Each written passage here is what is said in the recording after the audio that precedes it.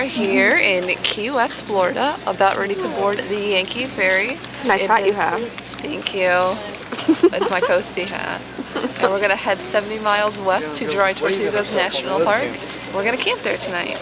And we've got all our gear, and half of it's loaded on the boat. We're going to live on peanut butter and chili for 24 hours. And beef jerky. A woman of few words. I'm excited.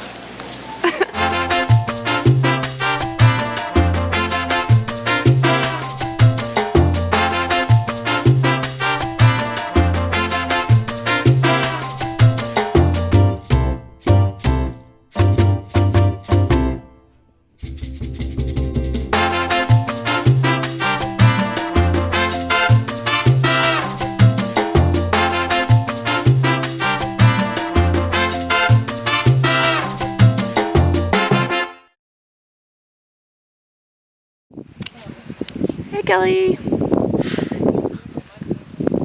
She likes it here. Who wouldn't? It's beautiful. This board is actually really big.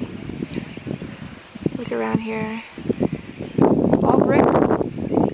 And the water is unbelievable. If you look out in front of us here, I can't zoom in on this camera, but if you have good eye and this thing has good resolution, then you might be able to see the next island over.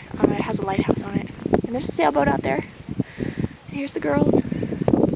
Somebody's been spotting a lot of fish.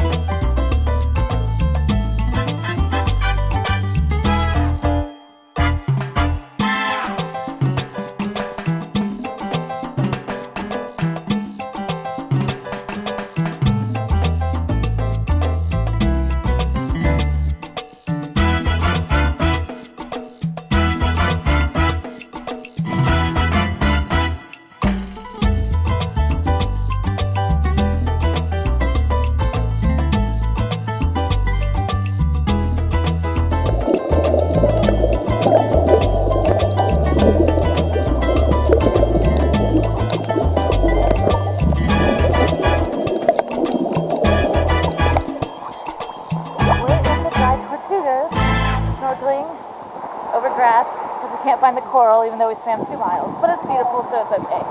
We can swim later. We're happy. And there's some pretty fishes running around. What have you seen today? We're about 3 feet away from a 2-foot barracuda. Seen one of them. Lots of coral and some pointy-nosed fishes. Urchins? Urchins. I don't know what any of this crap is, so. A whole school of ballyhoo, which I like to say. It's a good day. All right.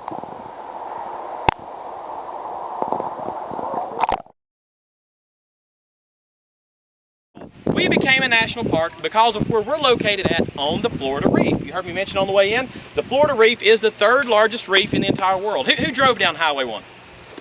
Yeah, they get stuck in traffic? No? That's good. Yeah. People like to look at water, free water.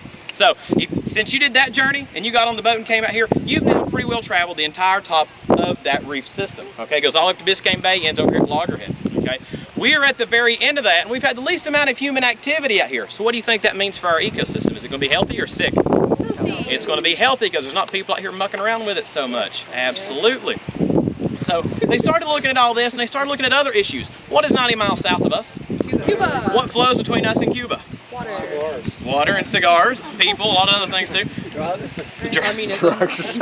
We know who the troublemakers in the group are. I like this. They've already kind of sectioned themselves off of it. Gulf Stream. The Gulf Stream. And actually at this point it's the headwaters. It's known as the Florida Current. It's a massive current that flows from east to west around the Straits of Florida up the eastern seaboard and eventually out into the Atlantic Ocean.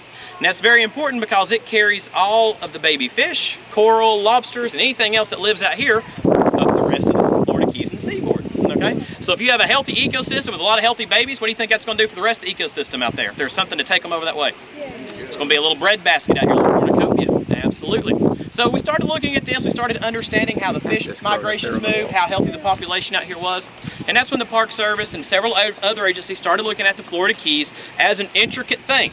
The entire transit out here today was all part of the Florida Keys National Marine Sanctuary administered by NOAA, the National Oceanographic Atmospheric Administration. All those little islands we saw on the way out here, those are administered by the Fish and Wildlife Service as part of the Department of Interior, just like the Park Service. And then, of course, you come out here and you have the national park. So all of these areas of the Florida Keys have been set aside and are some of the most federally protected waters and lands anywhere in the U.S. because the ecosystem is so sensitive. Okay? On a more practical level, the reason the locals like it so much, who's going to do some fishing while you're in Key West on vacation?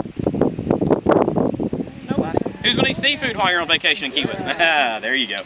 Most of that fish is going to be local fish, and a lot of those began their life out here. So the understanding of that and how the fish migrations move and keep the population healthy is important for the ecosystem as well as the economy of the Florida Keys. So keep that in mind while you wonder why it's a national park. We're the beginning of a lot of that. Okay. Matter of fact, it is so significant. 49% of our park is actually set aside. There's no taking or fishing allowed of any type. It's just for scientific study. So it's called our research natural areas. So it sets aside an entire marine ecosystem away from any type of human intervention. So very, very important area.